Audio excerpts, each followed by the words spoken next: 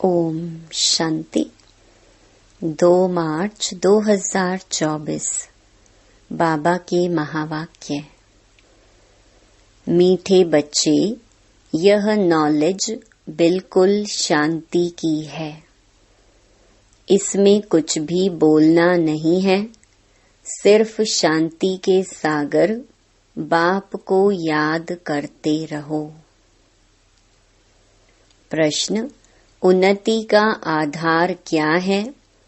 बाप की शिक्षाओं को धारण कब कर सकेंगे? उत्तर: उन्नति का आधार है लव, प्यार। एक बाप से सच्चा प्यार चाहिए। नजदीक रहते भी यदि उन्नति नहीं होती तो जरूर लव की कमी है। लव हो तो बाप को याद करें। याद करने से सब शिक्षाओं को धारण कर सकते हैं। उन्नति के लिए अपना सच्चा चार्ट लिखो। बाबा से कोई भी बात छिपाओ नहीं। आत्म अभिमानी बनते खुद को सुधारते रहो। ओम शांति। बच्चे अपने को आत्मा समझकर बैठो और बाप को याद करो। बाबा पूछते हैं, जब भी कहाँ सभा में भाषण करते हो तो घड़ी घड़ी यह पूछते हो कि तुम अपने को आत्मा समझते हो या देह? अपने को आत्मा समझकर यहाँ बैठो। आत्मा ही पुनर्जन्म में आती है। अपने को आत्मा समझ परम पिता परमात्मा को याद करो। बाप को याद करने से ही तुम्हारे विकर्म विनाश होंगे। इसको योग अग्नि कहा जाता है।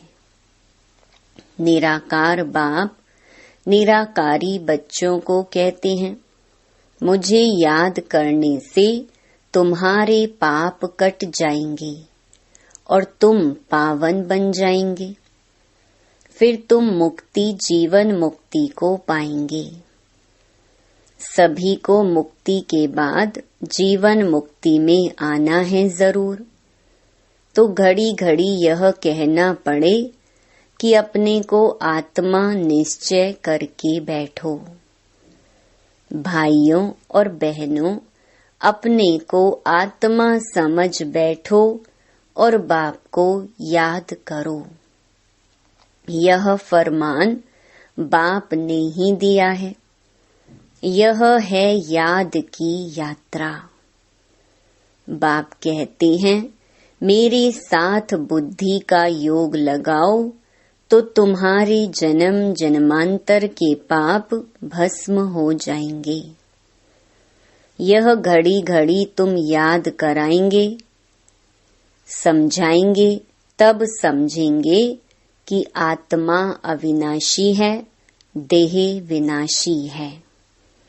अविनाशी आत्मा ही विनाशी देह धारण कर पार्ट बजाए एक शरीर छोड़ फिर दूसरा लेती है। आत्मा का स्वधर्म तो शांति है। वह अपने स्वधर्म को भी नहीं जानते हैं। अब बाप कहते हैं, मुझे याद करो तो विकर्म विनाश होंगे। मूल बात यह है। पहले पहले तुम बच्चों को यही मेहनत करनी है। बेहद का बाप आत्माओं को कहते हैं, इसमें कोई शास्त्र उठाने की दरकार नहीं। तुम गीता का मिसाल देते हो तो भी कहते हैं, तुम सिर्फ गीता उठाते हो, वेदों का नाम क्यों नहीं लेते हो? बाबा ने कहा, उनसे पूछो वेद किस धर्म का शास्त्र है। कहते हैं आर्य धर्म का। आर्य किसको कहते हैं? हिंदू धर्म तो है नहीं, आदि सनातन तो है ही देवी देवता धर्म। फिर आर्य कौन सा धर्म है? आर्य तो आर्य समाजियों का धर्म होगा। आर्य धर्म तो नाम ही नहीं है। आर्य धर्म किसने स्थापन किया? तुमको वास्तव में गीता को भी नहीं उठाना है। पहली बात है, अपने को आत्मा समझ बाप को याद करो तो सतो प्रधान बन जाएंगे। इस समय सब हैं तमो प्रधान। पहले पहले तो बाप का ही परिचय देना है, महिमा भी बाप की करनी है। यह भी तुम तब कह सकेंगे जब तुम खुद बाप को याद करते होंगे। इस बात की बच्चों में कमजोरी है। बाबा हमेशा कहते हैं, याद की यात्रा का चार्ट रखो। दिल से हर एक पूछे, हम कहाँ तक याद करते हैं। तुम बच्चों की दिल में अथाह खुशी रहनी चाहिए। तुमको अंदरूनी खुशी होगी तो दूसरों को भी समझाने का असर होगा।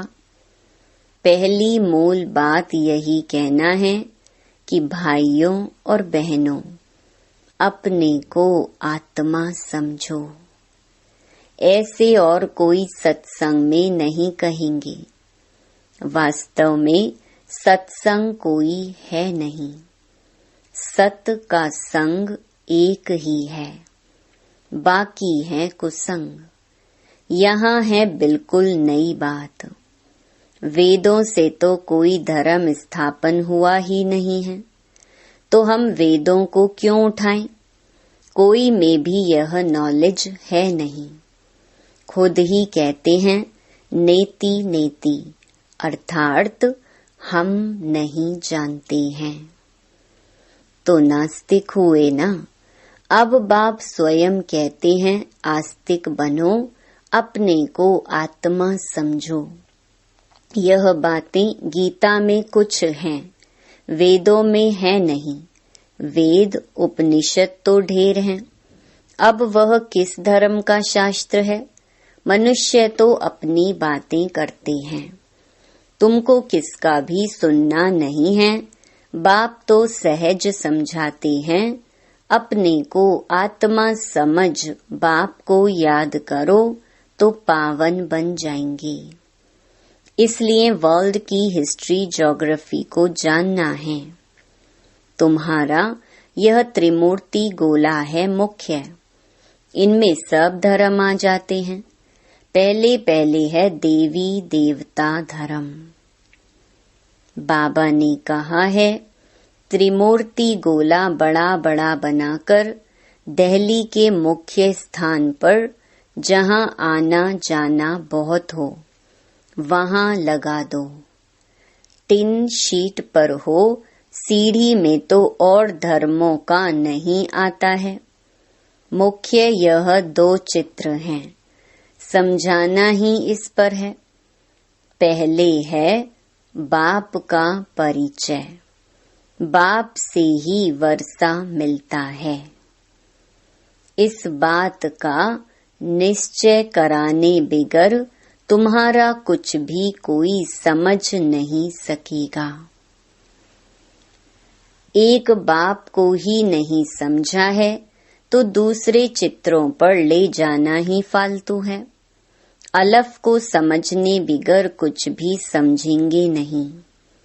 बाप के परिचय बिगर और कोई भी बात ना करो। बाप से ही बेहद का वर्षा मिलता है। बाबा ख्याल करता है, ऐसी सहज बात क्यों नहीं समझते हैं। तुम्हारी आत्मा का बाप वह शिव है, उनसे ही वर्षा मिलता है।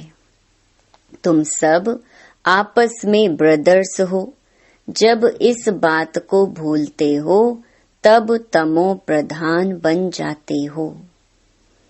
अब बाप को याद करो तो सतो प्रधान बन जाएंगे। मूल बात है ही रचयिता और रचना को जानना। कोई भी जानते नहीं, ऋषि मुनि भी जानते नहीं थे, तो पहले बाप का परिचय दे सबको आस्तिक बनाना है। बाप कहते हैं मुझे जानने से तुम सब कुछ जान जाएंगे। मुझे नहीं जाना तो कुछ भी तुम समझेंगे नहीं। मुफ्त तुम अपना समय वेस्ट करते हो। चित्र आदि भी जो ड्रामा अनुसार बने हैं वही ठीक है, परंतु तुम इतनी मेहनत करते हो फिर भी किसकी बुद्धि में बैठता नहीं है। बच्चे कहते हैं बाबा क्या हमारे समझाने में कोई भूल है? बाबा फट से कह देते हाँ भूल है। अलफ को ही नहीं समझा है तो फट से रवाना कर दो। बोलो जब तक बाप को नहीं जाना तब तक तुम्हारी बुद्धि में कुछ भी बैठेगा नहीं। तुम भी जब देही अभिमानी अवस्था में नहीं रहते हो तो आंखें क्रिमिनल रहती हैं। सिविल तब बनेंगी जब अपने को आत्मा समझेंगी। देही अभिमानी होंगे तो फिर तुमको आंखें धोखा नहीं देंगी। देही अभिमानी नहीं तो माया धोखा देती रहेगी। इसलिए पहले तो आत्म अभिमानी बनना है। बाबा कहते हैं अपना चार्ट दिखाओ तो मालूम पड़े। अगर अभी तक झूठ, पाप, गुस्सा है तो अपना ही सत्यानाश करते हो। बाबा चार्ट देखकर समझ जाते हैं कि यह सत्य लिखा है या अर्थ भी नहीं समझा है। सब बच्चों को बाबा कहते हैं चार्ट लिखो।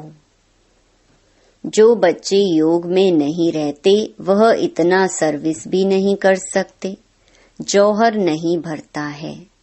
भल बाबा कहते हैं कोटों में कोई निकलेगा, परंतु जब तुम खुद ही योग में नहीं रहते तो दूसरों को फिर कैसे कहेंगे। सन्यासी कहते हैं सुख काग विष्टा समान है। वह सुख का नाम ही नहीं लेते हैं। तुम जानते हो भक्ति अथाह है, उसमें कितनी आवाज है। तुम्हारी नॉलेज तो बहुत शांति की है। बोलो शांति का सागर तो बाप ही है। अपने को आत्मा समझ बाप को याद करना है। बाप कहते हैं मन मना भव। ये अक्षर भी नहीं कहो। हिंदुस्तान की है हिंदी भाषा, फिर संस्कृत दूसरी भाषा क्यों? अब इन सब भाषाओं को छोड़ो। पहले तुम भाषण करो कि अपने को आत्मा समझो। बहुत हैं जो अपने को आत्मा भी नहीं समझ सकते, याद नहीं कर सकते। अपने घाटे को कोई समझ ना सके। कल्याण तो है ही बाप की याद में। और कोई सत्संग में ऐसे नहीं कहते हैं कि अपने को आत्मा समझ बाप को याद करो। बच्चे कभी बाप को एक जगह बैठ याद करते हैं क्या? उठते बैठते बाप की याद है ही। आत्म अभिमानी बनने की प्रैक्टिस करनी है। तुम बहुत बोलते हो, इतना बोलना नहीं चाहिए। मूल बात है याद की यात्रा की। योग अग्नि से ही तुम पावन बनेंगे। इस समय सब दुखी हैं। सुख मिलता ही है पावन बनने से। तुम आत्म अभिमानी हो, किसको समझाएंगे तो उनको तीर लगेगा। कोई खुद विकारी हैं और किसको कहें निर्विकारी बनो तो उनको तीर नहीं लगेगा। बाप कहते हैं बच्चे तुम खुद याद की यात्रा पर नहीं रहते इसलिए तीर भी नहीं लगता। अब बाप कहते हैं बीती सो बीती। पहले अपने को सुधारो। दिल से पूछो, हम अपने को आत्मा समझ बाप को कितना याद करते हैं। जो बाप हमको विश्व का मालिक बनाते हैं, हम शिव बाबा के बच्चे हैं, तो जरूर हमको विश्व का मालिक बनना है। वही एक माशूक आकर तुम्हारे सामने खड़ा हुआ है, तो उनके साथ बहुत लव होना चाहिए। लव माना याद। शादी होती है तो स्त्री का पति के साथ कितना लव होता है। तुम्हारी भी सगाई हुई है, शादी नहीं। वह तो जब विष्णुपुरी में जाएंगे। पहले शिव बाबा के पास जाएंगे, फिर ससुर घर जाएंगे। सगाई की खुशी कम होती है क्या? सगाई हुई और याद पक्की हुई। सतयुग में भी सगाई होती है, परंतु वहां सगाई कब टूटती नहीं है। अकाले मृत्यु नहीं होती। यह तो यहाँ होती है। तुम बच्चों को भी गृहस्थ व्यवहार में रहते पवित्र बनना है। भल बहुत नजदीक भी रहते हैं, फिर भी उन्नति नहीं होती है। जो उस लव से आते हैं उनकी बहुत उन्नति होती है। याद ही नहीं तो लव भी नहीं रहता, तो उनकी शिक्षाओं को भी धारण नहीं कर सकते। भगवानुवाच, तुम बच्चे सबको यही पैगाम दो कि काम महाशत्रु है, जो आदि मध्य अंत दुख देता है। तुम तो पवित्र सतयुग के मालिक थे, अभी तुम गिरकर गंदे बन पड़े हो। अब यह अंतिम जन्म फिर से पवित्र बनो। काम चिता पर बैठने का हथियाला कैंसल करो। तुम बच्चे जब योग में बोलेंगे तब किसकी बुद्धि में बैठेगा? ज्ञान तलवार में योग का जौहर चाहिए। पहली मुख्य है एक बात। बच्चे कहते हैं, बाबा हम बहुत मेहनत करते हैं, तब मुश्किल कोई निकलता है। बाबा कहते हैं, योग में रहकर समझाओ। याद की यात्रा की मेहनत करो। रावण से हारकर विकारी बने हो, अब निर्विकारी बनो। बाप की याद से तुम्हारी सब मनोकामनाएं पूर्ण हो जाएंगी। बाबा स्वर्ग का मालिक बनाते हैं।